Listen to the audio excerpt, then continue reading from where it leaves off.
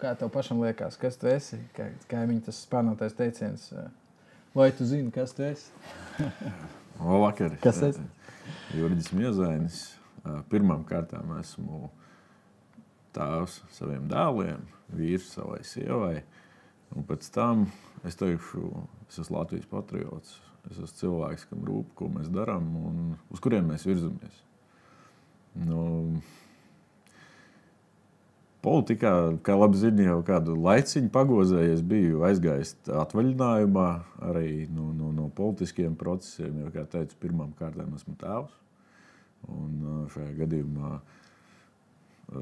man ģimene bija pirmajā vietā pirms politikas un, tā teikt, ģimenes papildinājums un jaunākais dēls ienāca mūsu dzīvē ar sievu.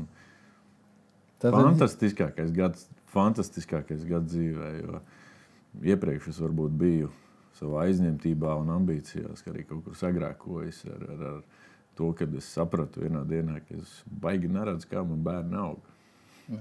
Tev viņi nedaudz pieaug, un tad tu saprati, nē, man grūti mājās. Reku jāiet apakaļ politikā.